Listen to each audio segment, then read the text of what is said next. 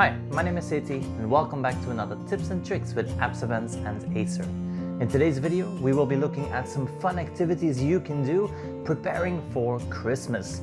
Now, if you enjoy the Google Doodles or the little games you sometimes get on the Google homepage, you are going to love this one.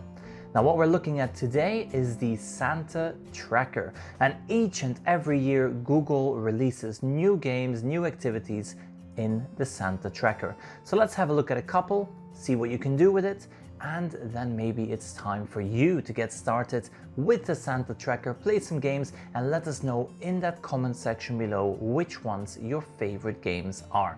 So first things first, open up your browser.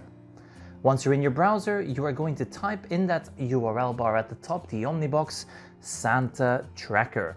Now when you type santatracker.google.com, you will be navigating to the following page. This is the Santa Tracker page, updated each and every year. Now here we are on the homepage of the Santa Tracker. In the top right corner you see that countdown. This is a live countdown to Christmas. We can also play. This is a little animation that then plays about Santa.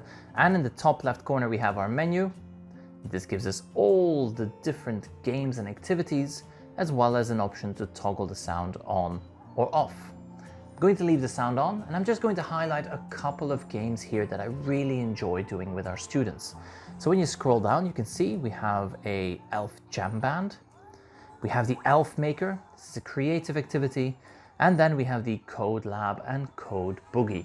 Now I absolutely love these, so I'm going to highlight these two in a minute, but scrolling down you will see there are many more activities. So I would highly recommend that you find that link in the description below and just play around with the Santa Tracker. So let's have a look at the Code Lab. When I open up the Code Lab, this activity loads and you will see it's very similar to Hour of Code. We drag these items into the correct position. Excellent, and it moves us on to the next level. Now, as you can see here at the top, there are 14 levels, and these will increase in difficulty. So this is simply introducing this principle of dragging and dropping these blocks of code in the correct position, but then eventually we will start seeing directions and additional commands. So this is a great little activity to do with your students. Here we can see we want Santa to make his way up there. So we are going to navigate north, and then we are going to go north one more time. When we press play, we made it to the present.